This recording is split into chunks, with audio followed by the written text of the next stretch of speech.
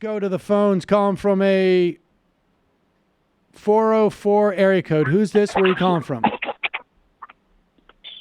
Hi, this is Patrick from Georgia. Hello, Patrick. What's on your mind? I was calling about the two diametrically opposed moral compasses of the Republican Party and really just the right in this country in general. My family's from Baltimore. They moved to Atlanta around the 80s, started a family down here. My father actually took us out of church because Jesus was too liberal for him. He complained that our preacher was making church too political, and it was really just around Hurricane Katrina, and he didn't want to feel compelled to give his own aid to people in New Orleans following that tragedy. Your dad sounds like a swell guy, with all due respect.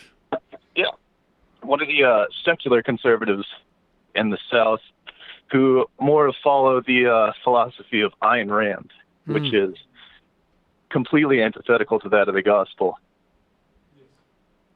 I was wondering if you thought there was any merit to using religious arguments to try and attract attention to social democratic causes in the Bible Belt. I mean, look, this has been something that I've seen attempted multiple times. During the Bush years, there was a lot of attempts to do this. There was religious figures who were trying to create pushback. Wilton Gaddy, I came across, he had a show at Air America.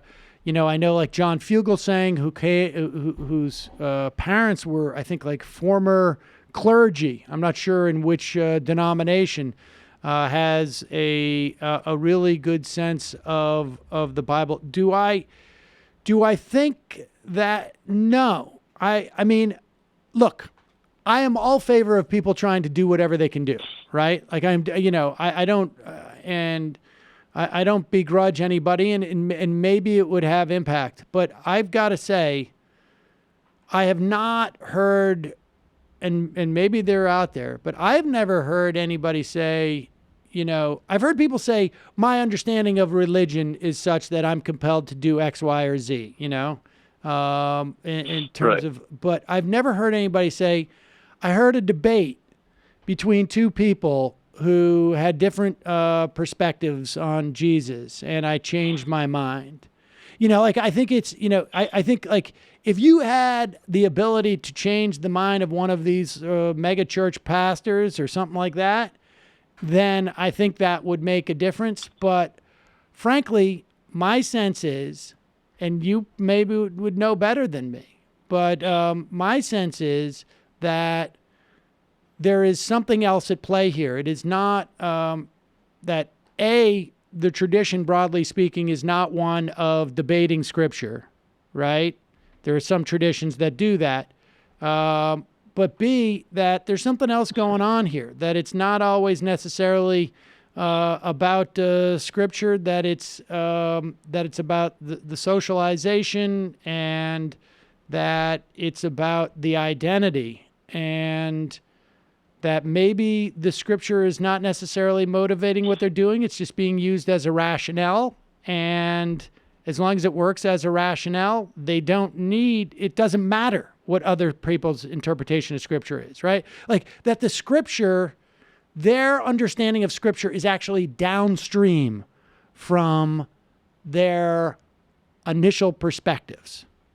Do you follow what I'm saying? Yes, right. I think you made a good point from your Ashkenazi Jewish perspective as well, with your higher IQ, mostly due to the fact that it comes from a tradition of debating Scripture that does not happen in these churches, so they don't realize the irony that their culture is so infused with objectivism and this philosophy of looking out for yourself primarily and not giving a damn that there's no clean water to drink in Flint, Michigan, or that children are being separated from their parents, coming across the border, fleeing criminal violence.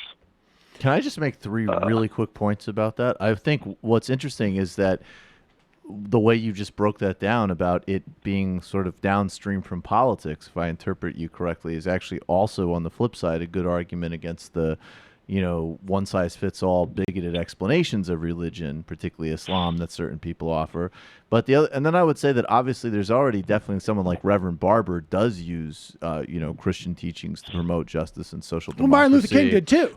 So it's a very different if we break it down in terms of different communities. No, I get it. You're talking about persuasion. Sure, I agree with you. But the third thing that I was going to say, no, I agree. But in terms of persuasion, what I'm wondering about, and this is just because of the Kanye conversation, honestly, just the idea that certain interventions could be not necessarily to like persuade people, but to just kind of like downgrade a certain viewpoint.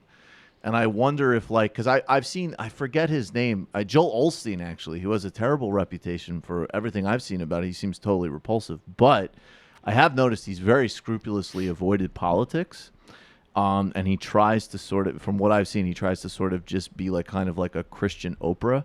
And I wonder if you muddy the waters enough, if you could get some of these guys to not be progressive or positive, but also not be like overtly Republican, and maybe that has a benefit. I don't know.